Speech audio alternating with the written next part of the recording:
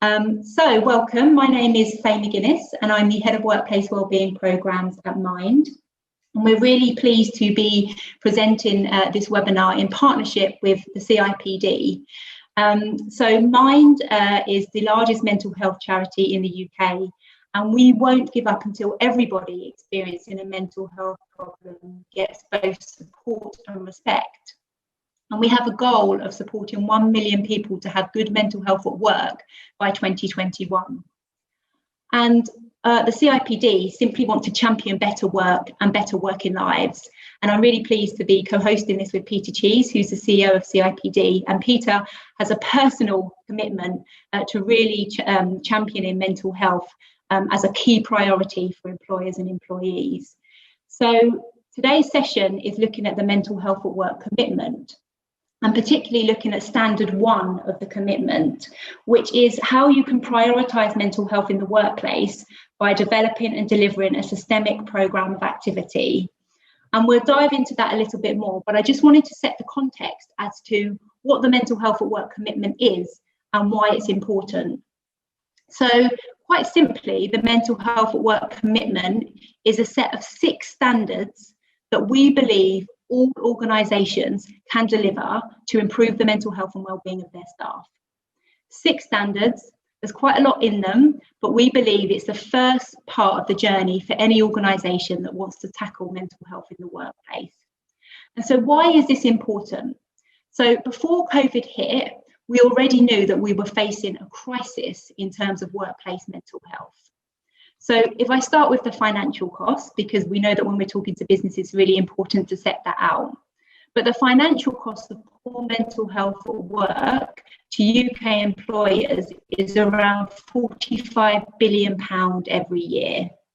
And £29 billion of that was made up of presenteeism. So people in the workplace who were not feeling at their best, were not able to be as productive as they might be because they weren't working in the environment or receiving the right support for their mental health and weren't being able to be positively engaged in the way that they might be if they were working in the right environment.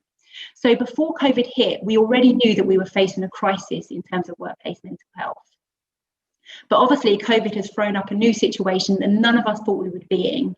And Peter's going to go into a little bit more about the impact of COVID and what that has meant for employers and employees. But the reason that we wanted to deliver this webinar series is because actually what we're hearing from many employers is, what can I practically do to support my staff during this time? So we were very aware that we launched the mental health at work commitment a whole year ago, and the situation has changed very much. And what we need to do is to support you as employers and employees to understand how you can do this practically during this time and beyond. So, as I say, we're going to be looking at standard 1 today, and we've also invited Gavin from Pets at Home, who is the Director of Creative Development and Innovation, and she's going to be sharing some of her hints and tips about how she has implemented this commitment within her organisation. So hopefully by the end of this session, you'll have a really good set of practical tools and advice that you can take away with you. So what I'm going to do now is hand over to Peter. So Peter's going to set some of the context about what the impact of COVID has been on employee mental health and wellbeing. So over to you, Peter.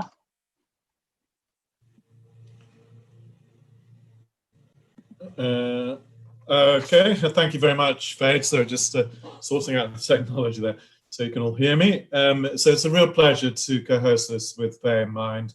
The CIPD is the professional body for HR. To me, it's always been a central theme of our profession. And interestingly, if you go back to our forebears as a professional institution, so I'm talking about over 100 years now, it was the Welfare Workers Association. And that's what, in many ways, I've always seen as the pillars of great HR. It's welfare, it's well-being.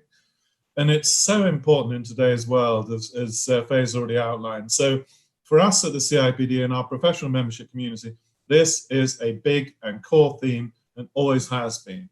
But we are clearly in some very difficult times, and I'll take you through some of the findings of COVID, you know, how people are feeling about their well-being during COVID. But even before, as Faye said, and just to emphasize the point, that we have seen a growing trend over many years of rising levels of stress, of absenteeism from work, but even, as Faye pointed out, presenteeism at work, where people are feeling under so much pressure that they have to be at work, even though they're not feeling their best, and therefore probably not productive either. So some huge challenges that have been building up.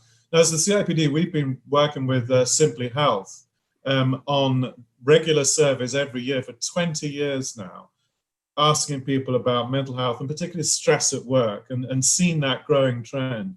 And interestingly, stress at work is driven by many things. It's driven by workload, not surprisingly, first and foremost, and how we properly support our people to manage things like workload.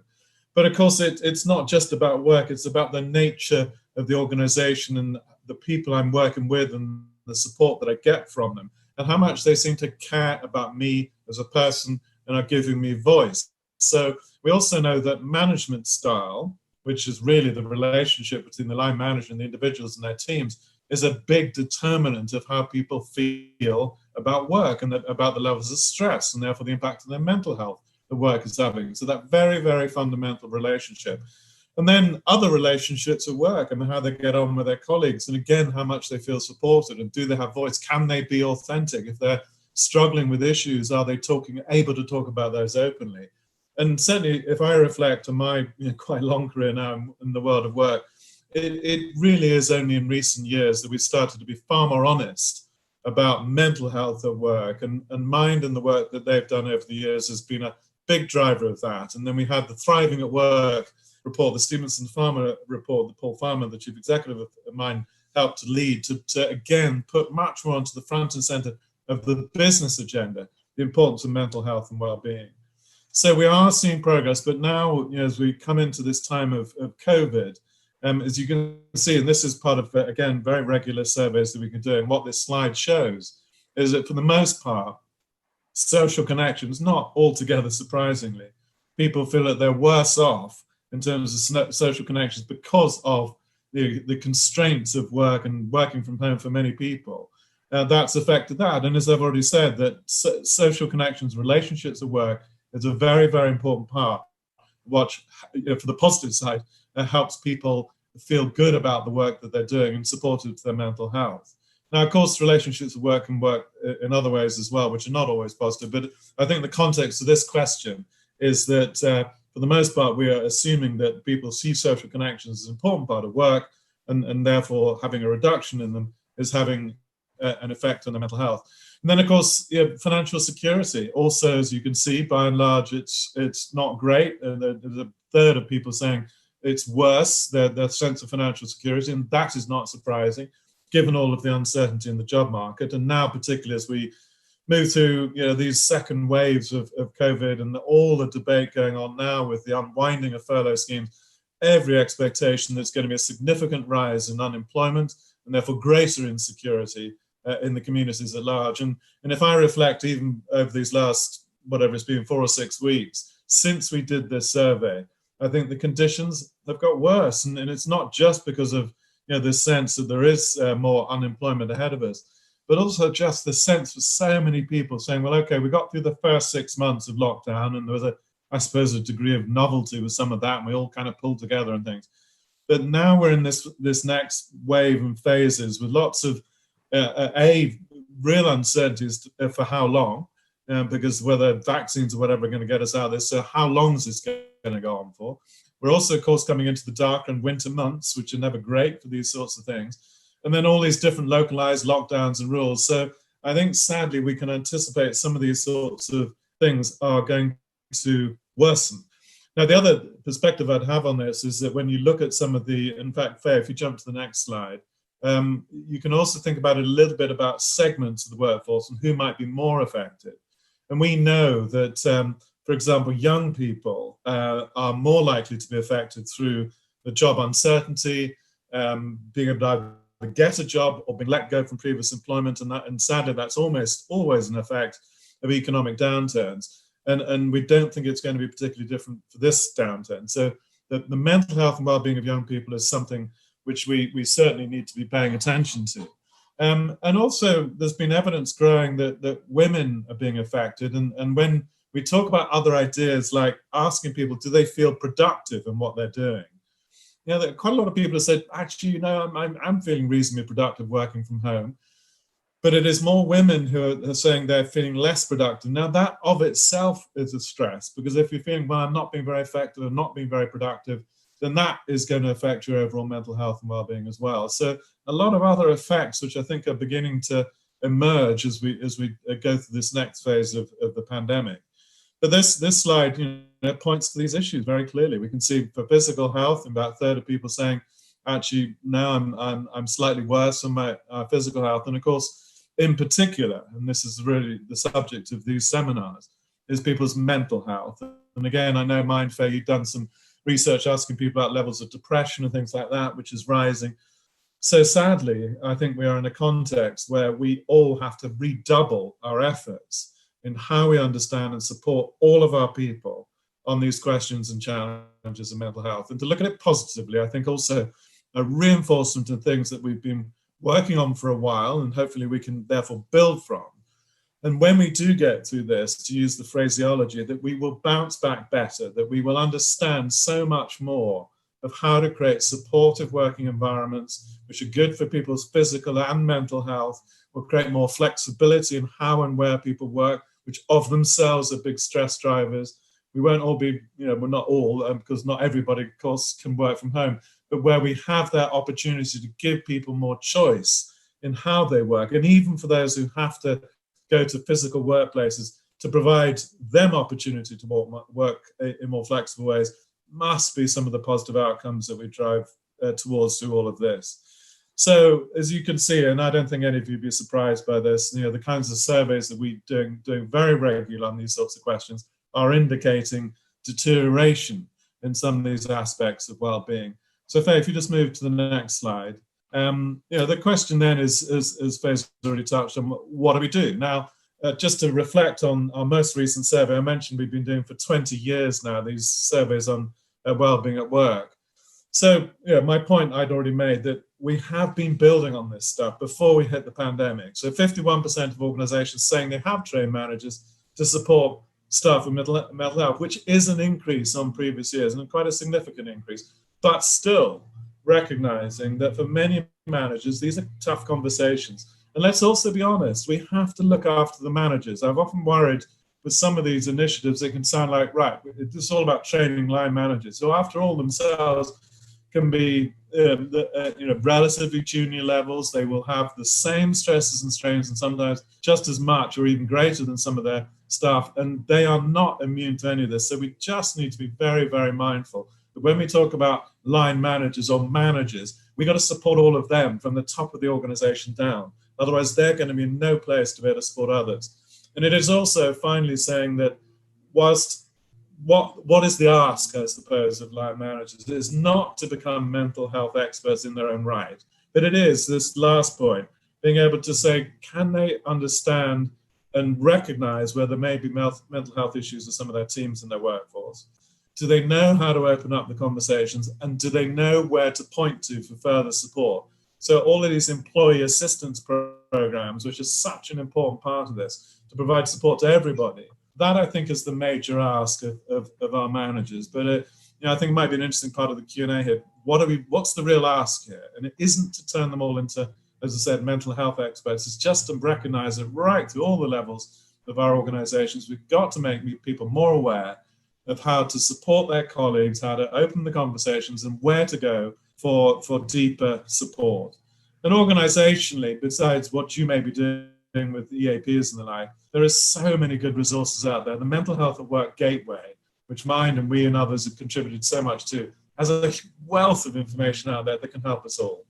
So that I think is all I really wanted to sort of touch on now by way of introduction. But I'm delighted to be part of this. To me, it's such a central agenda for all of us. But I do push and really believe that as a profession, our profession in HR, it's about the people, after all, have got to be very much front and center, and therefore we're doing a lot to channel this kind of thinking and the support programs that every organization needs through the HR profession as well. So Faye, on that note, why don't I hand back to you, and then you can pass on to Claire, and we can hear a real story. Brilliant. Thank you. That's really, really useful in terms of sharing the context. Really, really handy. And we can share these slides, and we are going to be posting this webinar on the Mental Health at Work website, so people can watch it back and reshare it with their colleagues. So we wanted to focus then a little bit on this first standard. The first standard really is around how you prioritise mental health in the workplace by developing and delivering a systemic programme of activity, and sort of systemic and systematic, actually, because what we found is that over the past years there's been a huge amount of focus on workplace mental health, which has been absolutely brilliant. But I think what we recognise is that many organisations, understandably, were focusing on what we would call the low-hanging fruit, because this stuff is hard, and actually being able to focus on some of that low-hanging fruit, as an example, doing some training here, a little bit of awareness over here, it feels like you're able to do some stuff, but maybe you're not tackling some of the real causes of poor mental health in the workplace. So we noticed that many organisations were doing that, and we weren't really seeing a shift in the way that employees were feeling in work about their mental health and well-being. So the idea of this first standard is to really get organisations to think about, how do you take a better systematic approach to tackling this in the workplace? And as you can see, there are 4 key sections of this standard. So the first one is a mental health at work plan. The second one is around really getting senior ownership and board level accountability. So really getting the buy-in from the top. The third one is around routinely monitoring employee well-being. And that leads nicely into how you use that feedback to drive improvements within the organisation. So we just wanted to touch on each of these substandards and give you a little bit more practical information and advice around each of these. So I'm going to take the first one, which is around the mental health at work plan. And so we often talk about a mental health at work plan, and it can often feel quite big. It can feel like a big task. And I think the key thing to remember here is that your mental health at work plan should be clear, should be communicated regularly, and should make sure that it looks at the whole workforce. But at this current time, it's really important that you're regularly reviewing and updating that plan, because as we know, the situation is continuing to change. So it might be that you have a smaller version of that plan during this time. But what I wanted to share with you is the kind of key ingredients that we think that you should include in your mental health at work plan. So the first thing is around definitions and language. It's actually really important that within your organisation, your employees know and understand what you're talking about when you talk about mental health, when you talk about well-being, when you talk about mental health at work, mental health problems, when you talk about stress. The language that we're using and the new language that we're using in the COVID situation should be clearly defined to people in your organisation so that they understand what you're talking about. So the first ingredient is definitions. Be very clear about what you're talking about in that plan. The next ingredient is what I would call the kind of 3 buckets that you need to cover. So the first bucket is, how do you promote well-being for everybody? What are you doing in the early intervention prevention space to promote well-being for everybody? So your first part of your plan should really talk about your activity for promoting well-being for all. And one of the things that we do at Mind, which I would recommend, is having a supporting well-being pathway. And what that pathway does is it talks about how you can support well-being during recruitment, induction, at work, during appraisals and one-to-ones, as part of development, but also as somebody is leaving the organisation. As we know, we are going to be facing some uncertainty in terms of people's jobs and redundancies. It shouldn't just be a case of letting people go anymore. We should be thinking about how we support people to develop their skills and their knowledge so that actually we are helping them be employable in the future. And so actually thinking about well-being as part of that pathway is a really good thing that you can do in your mental health at work plan. The second bucket is, how are you going to tackle the causes of work-related mental health problems? So what are you going to do to respond to what employees are telling you is causing them to feel unwell at work? So you really need to have a section on what you're going to do to tackle those causes. And then the third bucket is, how are you going to support people who are experiencing mental health problems? Because you will have people in your organisation that are experiencing poor mental health. So really laying out what support is available, the pathways to support, what you have internally and what you offer externally is really, really important. So those 3 buckets: how are you going to promote wellbeing for all staff? How are you going to tackle the causes of poor mental health at work? And how are you going to support people that have mental health problems? And then the next ingredient is the measure. What is the change that you want to see, and how are you going to measure that within your organisation? I think all too often what we do is we set these measures and actually we don't think about what we think good will look like.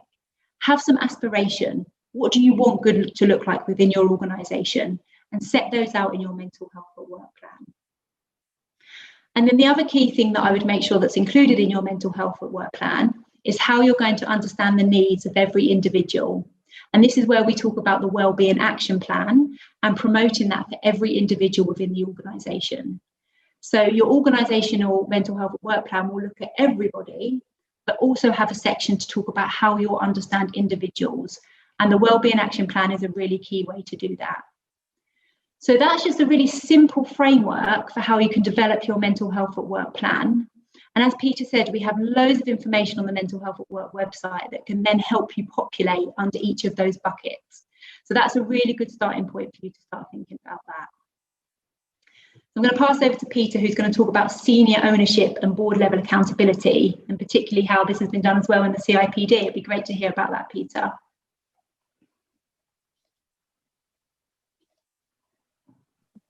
Yeah, thanks, Faye. Yeah, it's so critical, isn't it? Having the top down, the tone set from the top, as we've already emphasized in this webinar, that this is about the whole organization, an action plan for the whole organization. So commitment and visible commitment from the top and recognition of this is absolutely crucial.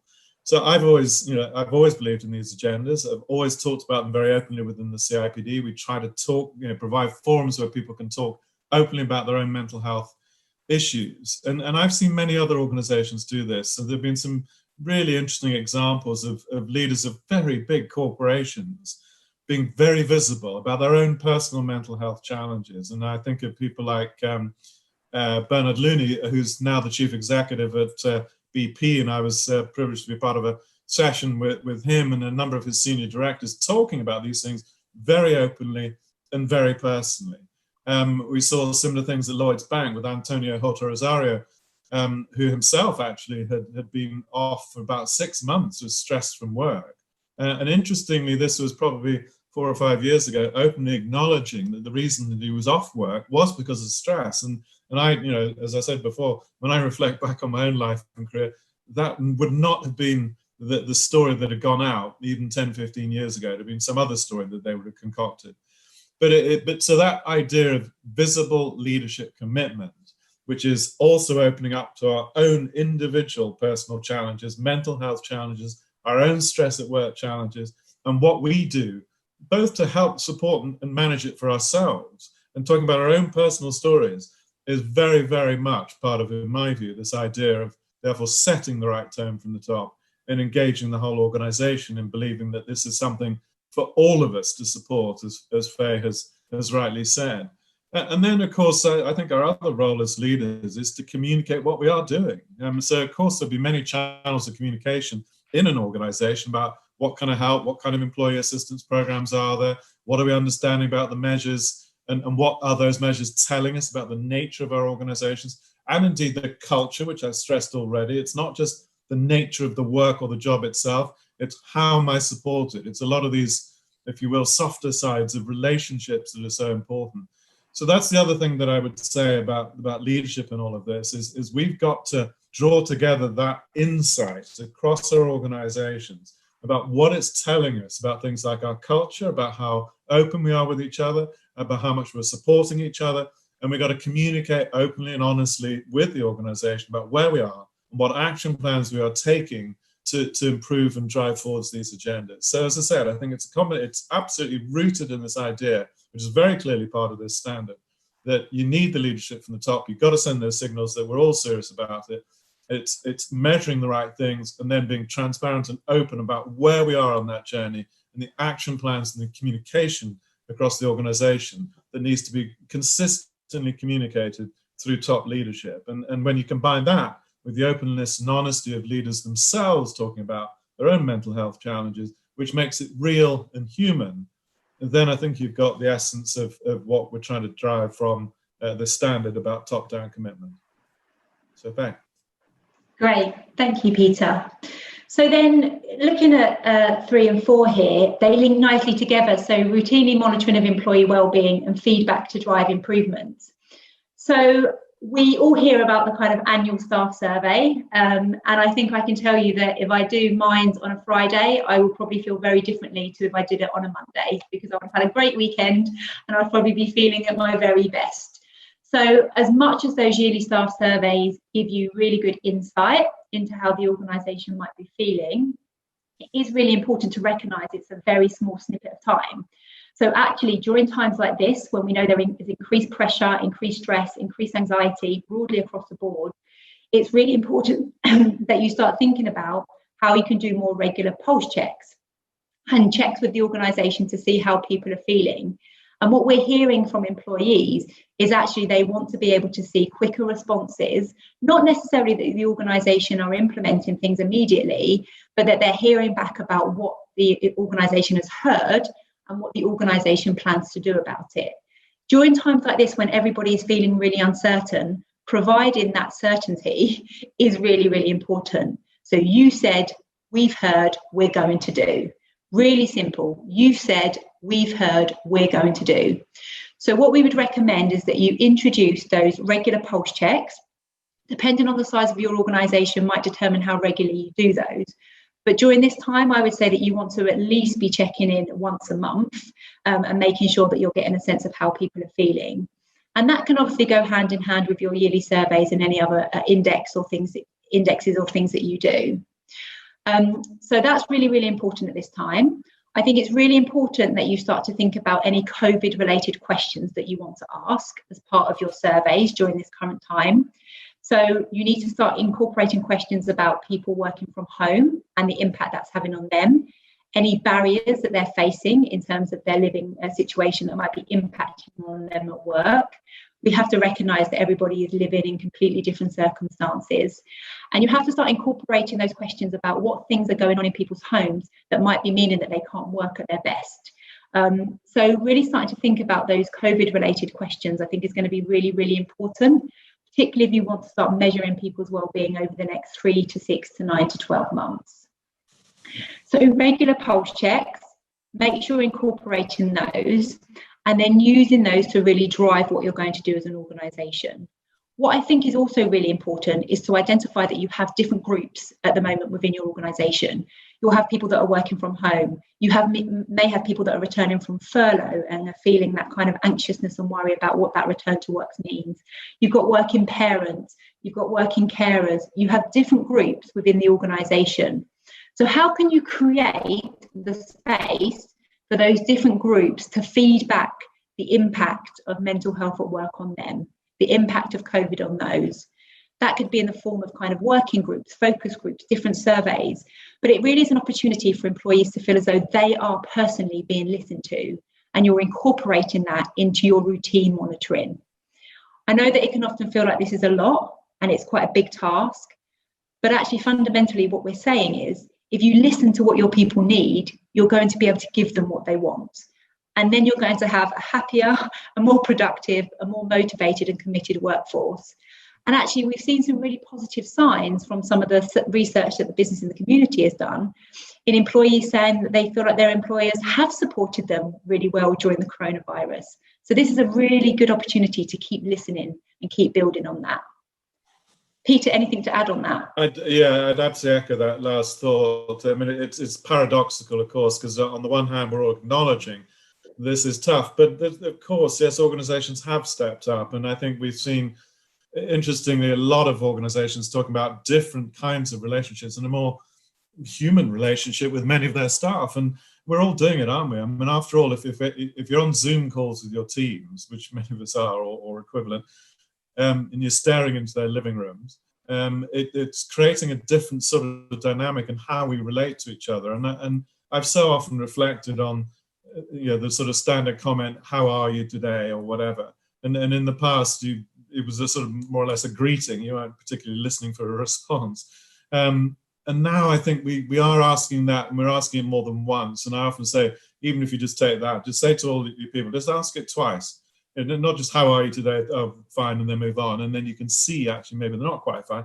You know, how are you really? How was it? What's going on? You know, with other things in your life that might be impacting you. And it's just making it a more human connection. So as I said, paradoxically, I think through this crisis, we've all got a little bit closer in terms of our understanding of each other, and a little bit more humanity in terms of that relationship. So I would also add, therefore, Faye, in terms of the various surveys, which you absolutely rightly call out, you know, surveying your people, having these regular pulse checks, which is so important. And many of us do this, and they can be part of things like engagement surveys, but with very distinct focus on questions around well-being. It is also picking up and talking with your teams and your people on a regular basis about what are they hearing? What are they hearing? You know, so as your managers, your direct reports talk to others, what are they hearing? And so it becomes a part of a regular dialogue of almost every management meeting and conversations that we're having right across the organization to say, what are we hearing about how people are feeling? How's this particular communication landed? What are they feeling this week, even today? I mean, there are so many announcements coming out all the time. So I would just add that as well. You've got the formal mechanisms, but we've got these informal channels now, which we can really, really reinforce. And the more, as Faye rightly said, the more we're listening, the more we're showing we're listening, and say, we heard, and this is what we're doing, then the more that people will feel, well, okay, so you're helping me in these difficult times, and you're humanizing that relationship and recognizing it. So lots of good thoughts in all of this. And as Faye's highlighted, and indeed, I'd sort of rather skip through it, there's a lot of CIPD support for these things, because I can see questions coming up like, what are good questions to ask in surveys? And you can absolutely find that on our websites and mental health work gateway sites and so on. So there's lots of help for you out there in very practical terms as well.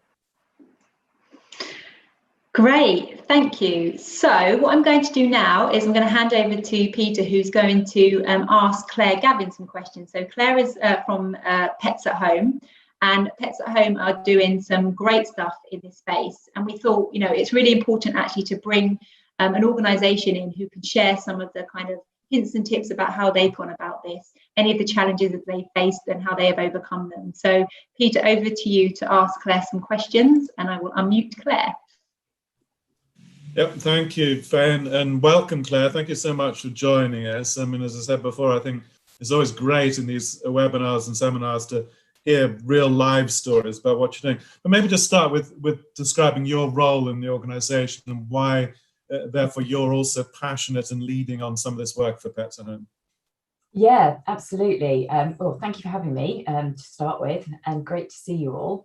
Pets at Home is a very special business. It's a very much of a family unit, and my role there traditionally was sat in trading. So I am, if you like, the trend radar for the company. Lots of traveling overseas, lots of looking at what's going on in other countries, and sort of learning and building relationships with overseas pet retailers as well, bringing back learnings on sharing learnings as well with them. But obviously in these COVID times, traveling has become a little restricted. And I was asked to whether I would like to join the talent team, and that was looking after wellbeing, which I love. I'm very passionate about it anyway. So I've taken over quite an interesting role, which is all about internal colleague comms and the colleague experience, of which obviously looking after their mental health is a part. So that's where I've landed today. Yeah, which is fantastic. So, and then presuming that role, Claire, you're looking at wellbeing quite broadly. Absolutely. Although I think we're all understanding that whilst there are particular aspects of wellbeing, you can think about physical and mental and financial and so forth, they actually all do come together, they all interconnect and they'll work together. Yeah, absolutely. So we are looking after the mental health and wellbeing of colleagues in a way that it's always been a cornerstone for us. I think it's fair to say we've made massive progress in some respects, aided, I suppose, by the situation we find ourselves in now. And we've really driven the focus on mental health being at the forefront of everything that we do. You'll know we've been working with Mind for many years with Dementia Friends as well. We are very open in our business about talking about mental health, encouraging open forums for everybody to speak out. We have things like a program of events on a Friday called Inspiring Fridays, where we bring in guest speakers. Sometimes they're internal speakers who will share their own story, sometimes external, and they address some quite tricky subjects to talk about that can be challenging, but actually they've been instrumental in opening channels of communication internally. So for example, talking about suicide, for example, a very difficult topic, but actually really thought-provoking for colleagues, and sort of gaining the momentum of being okay to talk about these things. We have a big calendar of events that we communicate out weekly, which offer lots and lots of wellbeing support, but obviously our program of wellbeing activity has really ramped up recently, so I would say it's totally iterative. We also do things, relatively basic things, like we absolutely celebrate World Mental Health Day, and that's across our 15,000 colleagues. We do have, well, it was an annual survey, it's called We Care. It's a pulse survey now, it's done regularly, and the last one was in April. We're just listening back to the results now. And we're very lucky because, well, when we're in the office, we are surrounded by animals. Obviously, our store colleagues work with animals as well. We're all at home with our animals right now, so we're going to have some anxiety issues in our pets probably, which we need to work through. But it's scientifically proven that being around animals is hugely beneficial to mental health. So that's kind of where we were. Yeah, so just sort of reflecting on some of the stats we've already shared, I mean, how have you seen the sort of shift in your understandings of organisation of your colleagues' mental health and well-being? I think that since COVID, although the mental health strategy was key, one of our real priorities during this time was ensuring our colleagues felt reassured at the early stages, and actually even more now. And we've really emphasised that and increased the reach of our internal communications to really focus on that wellbeing and mental health. So I think, you know, we all know that the announcements are coming thick and fast now. It's difficult to keep up.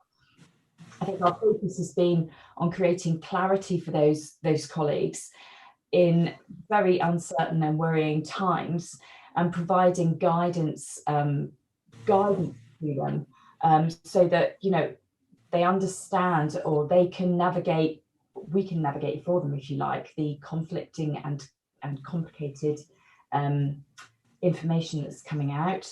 So I think really it's been critical that we just talk. I have to say, in the early days of COVID, where we did know that people were incredibly stressed and incredibly worried about the uncertainty, our group CEO, Peter Pritchard, and our Chief People and Culture Officer, Louise Stonia, delivered daily video communications to all 15,000 colleagues across our business. And with everything that they were managing, I think everyone was so respectful of the fact that they took the time to explain what was going on, to reassure, to say what we were doing to look after people, to decipher the government guidance and be honest if actually we didn't have the answer, but focused on giving colleagues the comfort that they were looking at for, you know, relative to the issues that were on their mind. Those videos generated lots and lots of positivity across the business. I mean, they've been so well received, and the feedback we've had on them is just tremendous. Those weekly videos, actually, there were over 70, and they're going weekly now. So far, we've got over 10 hours of video coverage, and it created a culture of people acknowledging courage and bravery amongst other colleagues. And Peter, in those videos so far, has read out 489 thank yous from colleagues to other colleagues. Every single one that was sent in, he read out.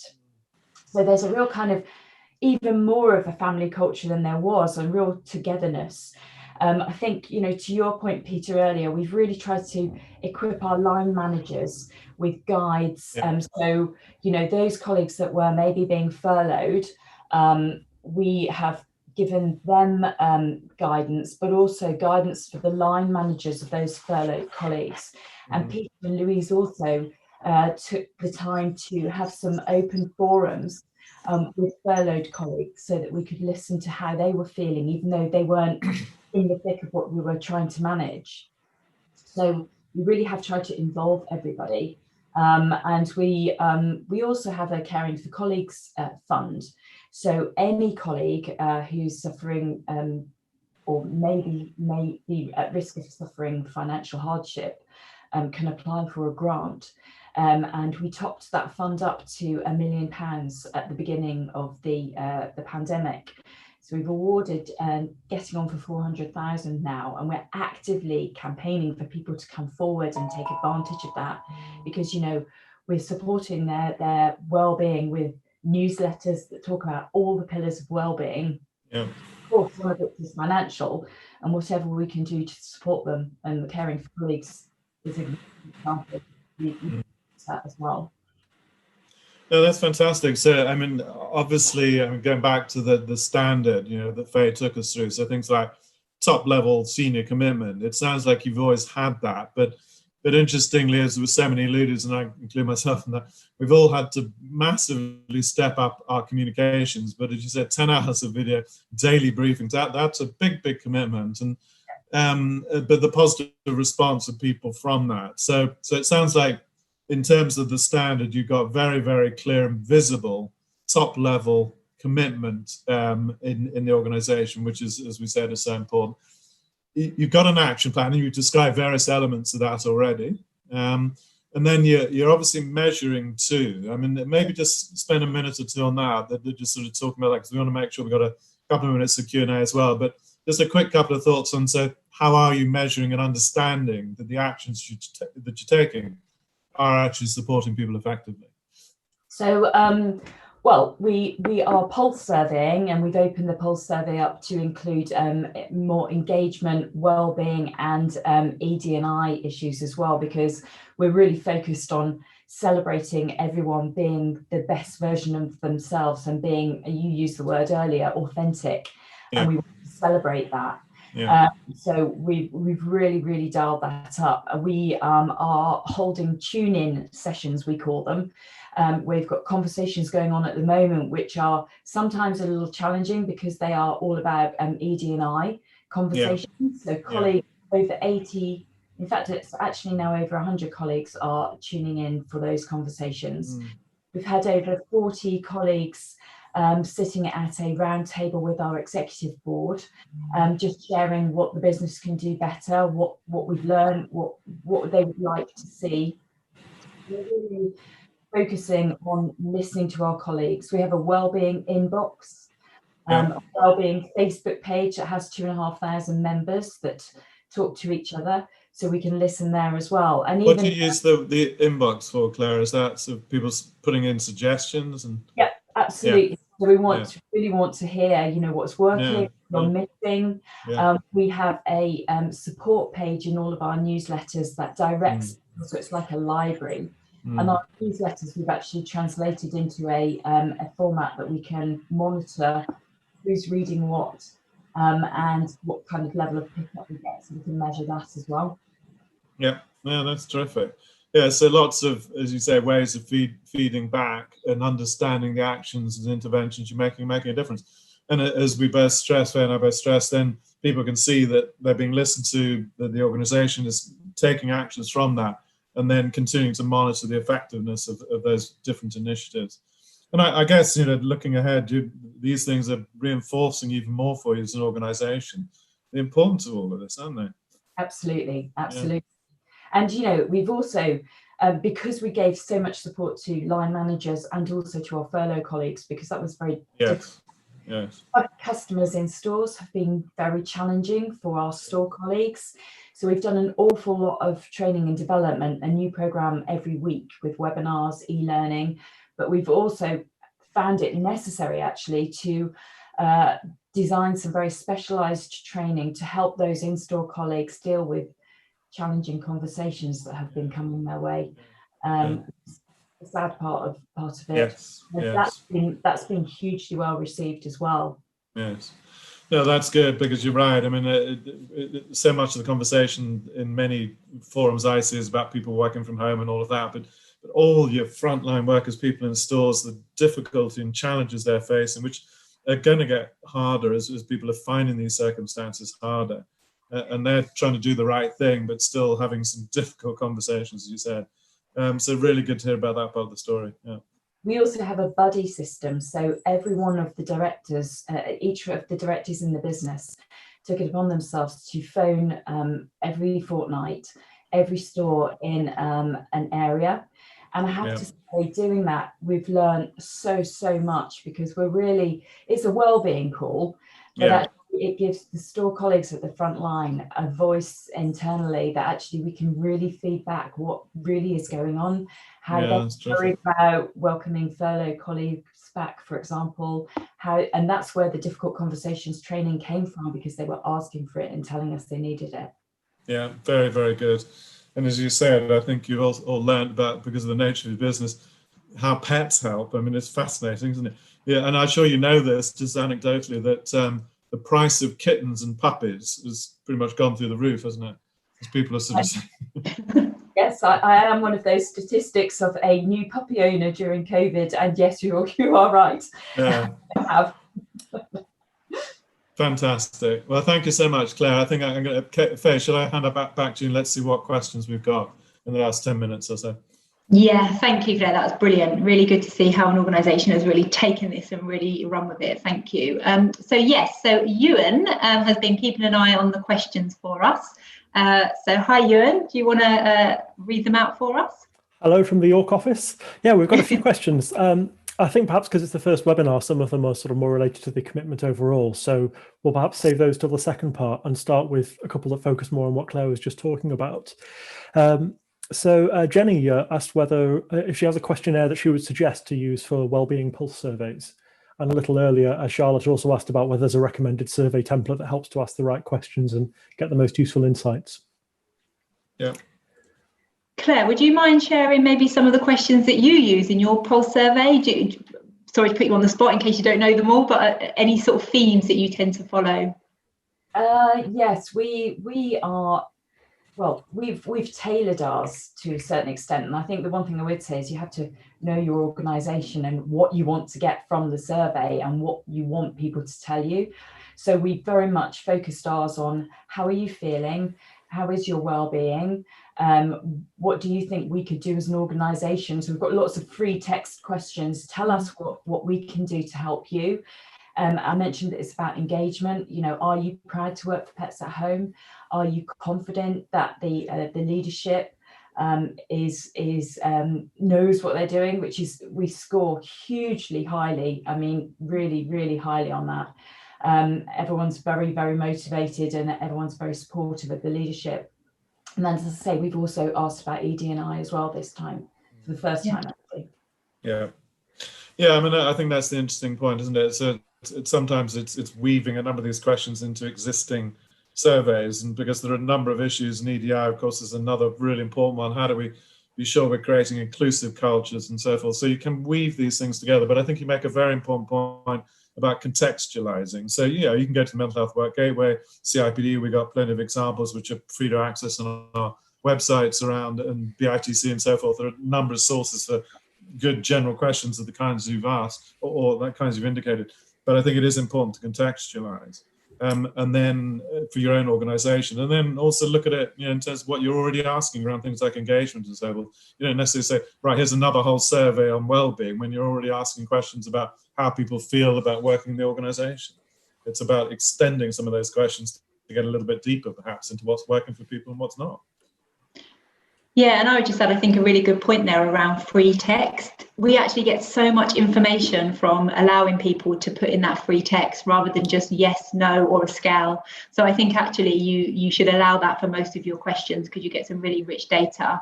And I know that somebody here has asked about a service where, you know, somebody can come in and assess where an organisation is. And as Peter said, there are many tools to do that. One of those is Mind's Workplace Wellbeing Index. We have over 300 organisations that have signed up to that index. You can find it on our website, and we will come in as a kind of independent expert and really assess where your organisation is in terms of mental health at work. We speak to employees and get their perspective, and then we look at all of your policies, your procedures, and speak to your kind of HR and employer side of things. And it's always interesting to see the different perspectives, but it's a really good way to kind of get a good check on where your organisation is. Yeah. I can see there's a question on. Yeah, another one's just arrived from Sarah. Have you seen an uptick in use of EAP services, and how do you signpost this to colleagues in an intervention prevention space? Yeah, it's a good question. I don't know if we've particularly measured between us use of EAP, but I'm seeing a lot more conversation in organisations everywhere about what are good employee assistance programs, what should they consist of. How do we provide the right guidance to people? And they range from everything from coaching and teaching, bits of teaching coaching that we can support people with, or confidential helplines where people need to call and have a very confidential conversation. Indeed, we at the CIPD have provided all of that EAP, not only for our own employees, but also for our profession, because we're all under pressure, and HR, interestingly, has been right at the center of a lot of the changes going on in organizations. So I think that has definitely been, I would say anecdotally from what I've seen, a big uptick in saying, so what is a good EAP? What elements should it support? And how do we then communicate to everybody to use it? Claire, maybe just in talking specifically about Pets at Home, have you got something you would add to that? I think it's joining it all together, isn't it? And actually I think it's fair to say that I'm sure with all the organisations here, we've had to react very, very quickly, and we've had to learn very quickly. Mm-hmm. And actually it's holding on to those learnings, and it's embedding it in the EAP as well, isn't it? And augmenting that with your whole wellbeing and mental health plan and strategy. I think that would be our focus now. Yeah, absolutely. And I think just to add final point to that is that I've asked many organisations who talk about the uptake of EAP going up, and I've said to those organisations, have you checked in with your EAP in terms of what they're doing to better their understanding, knowledge and skills around supporting people's mental health during coronavirus? And sometimes the answer to that has been no, we've just seen an uptake in the amount of people contacting. So I think there is something there to do a real check-in with your EAP to make sure it is fit for purpose during this time. Yeah. So sorry to jump in. We only have about 3 minutes left. I want to make sure we get to a question that Angela asked right at the beginning, because I think people might be wondering all the way across these webinars about the commitment as a whole. Is this similar to the Time to Change Employer Pledge, and can you sign up for both? Yeah, so I'll take that one. So the Time to Change Employer Pledge actually retired. We call it retired in July. So you can't actually sign up to that pledge anymore. Effectively, the Time to Change pledge was a brilliant pledge that was running for many years, which was really focused on tackling stigma in the workplace. So it was all about how we can increase the conversation, tackle stigma, and get people talking about mental health at work. And thousands of organisations signed up to that. What we see the mental health at work commitment is the kind of next step. So actually, it's not just about stigma anymore. It's around how you really tackle the causes of poor mental health at work, how you support people that have mental health problems, and how you promote wellbeing for everybody. So the mental health at work commitment builds on the anti-stigma work and incorporates everything an organisation needs to do, including tackling mental health stigma. So if you have signed up to the Time to Change pledge, we'd recommend that the next step is signing up to the mental health at work commitment. Yeah, and I'd echo all of that, Faye, and encourage you to do it. As I touched on, I've long believed that well-being should be seen as an outcome of good and responsible and sustainable business. I've long believed that. And after all, business good work should be good for us. And I think we've been debating the future of work a lot. The pandemic has put a whole bunch of other issues on the table for us, but this idea that a good and responsible business looks after its people in all these aspects. So signing up to these sorts of commitments, I think it's a very visible sign of the organization's commitment to those very, very core constructs. And then you build, you know, so many of the things we've talked about behind that. Great. So I think we are nearly at time. So I want to thank everybody for joining us today. Big thank you to Peter and Claire. Really insightful, really useful stuff there. Just a reminder to everybody that these webinars are being recorded and they will be posted on the Mental Health at Work website, mentalhealthatwork.org.uk. We are running the whole series, so we've got another 5 of these webinars. So the next one is on Thursday, and we'll be looking at Standard 2. If you haven't yet signed up to the rest in the series, then you can go again onto the Mental Health at Work website and you can sign up via the links on the website. But thank you very much for joining us today, and please do keep reaching out to organisations like CIPD in Mind. We're here to support you over these coming months. We're all in this together, so let's help each other out. Absolutely. No, thanks, Faye. Thanks everybody for joining. And yeah, the more we share, the more we connect, the more we learn, the more we support our people and of course ourselves, which is I think the other final message I'd leave with all of us is we've got to look after our own mental health and well-being as well. And these are tough times. I mean, I often reflect that if even Boris Johnson, our Prime Minister, who's normally the greatest optimist of all, is pointing to the fact these coming months are going to be tough, then you know they're going to be quite tough. So we've got to look after ourselves so we can also help others. And like somebody's asked a question about support for people who are not working with organisations, maybe freelancers. And there are a lot of facilities out there, a lot of channels which you can get employee assistance through. And I would also encourage employers to think broadly about their workforce and whether people are contractors or not. I think there's no reason why they shouldn't be providing, as far as possible, support to their EAP programs as well. Brilliant. Well, thank you, everybody. Have a great rest of the week, and we'll hopefully see you very soon. Thank you. Thank you. Bye. Bye-bye.